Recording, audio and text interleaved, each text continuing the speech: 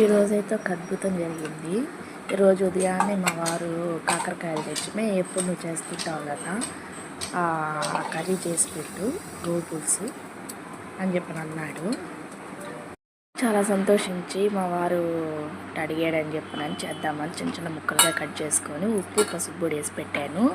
ఇట్లాగా వాటర్ వస్తుంది ఫ్రెండ్స్, ఆ వాటర్ మొత్తం పిండేస్తే చేదు మొత్తం పోతుంది. సింపుల్ ట్రిక్ ఇది, ట్రై చేయండి. టమాటా ముక్కలు ఆనియన్ ముక్కలు కట్ చేసి పెట్టుకోవాలి. ఒక రవ్వ అంతా చింతపండు నానబెట్టుకోవాలి. తర్వాత బాండలు పెట్టుకొని ఏచకపప్పులు, నువ్వులు, జీలకర్ర, ఎండుమిర్చి కారానికి తగ్గట్టుగా వేసుకోండి. నేనైతే ఒకటే వేసుకున్నాను. తర్వాత కారం వేస్తున్నాను కాబట్టి ఇట్లాగ బాండలు పెట్టుకొని కాకరకాయ ముక్కల్ని వేపుకోవాలి ఆయిల్లో. మరీ క్రంచిగా కాకుండా కొంచెం మెత్తగానే ఉండేట్టుగానే వేపుకోండి. తర్వాత ఆయిల్ పోసుకొని ఆవాలు మినపప్పు వేసుకొని ఆనియన్స్ వేసుకోవాలి. బాగా గోల్డెన్ కలర్లో వస్తే చాలు. తర్వాత టమాటో ముక్కలు వేసుకోవాలి.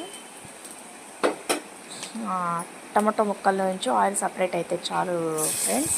ఇట్లాగా వేపుకోవాలి. చూడండి, మూత పెట్టేసేసి బాగా వేపుకోండి.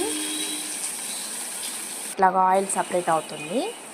సపరేట్ అయిన తర్వాత బాగా కలిపెట్టి కాకరకాయ ముక్కలు వేసేసేయాలి నూనెలో. కొంచెం అట్లాగా వేపేసిన తర్వాత చింతపండు రసాన్ని వేసేసేయాలి.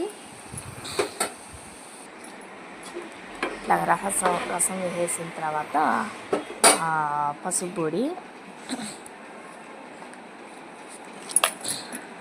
సరిపడ వాటర్ పోసేసి పసుపు పొడి, ఉప్పు,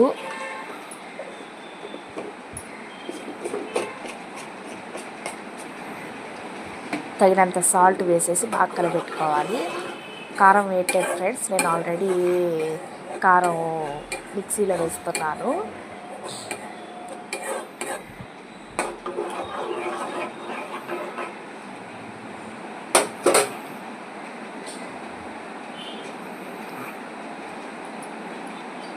కలిపెట్టేసిన తర్వాత ఇట్లా ఆయిల్ సపరేట్ అవుతుంది.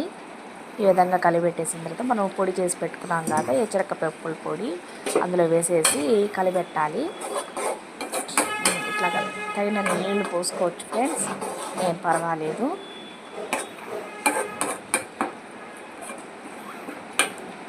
బాగా కలిపెట్టేసేసి తగిన నీళ్ళు పోసి మూత పెట్టి తగినంత సాల్ట్ వేసేసి తగినంత ఉప్పు వేసేసి ఇదిగో చూడండి ఆయిల్ సపరేట్ అవుతుంది.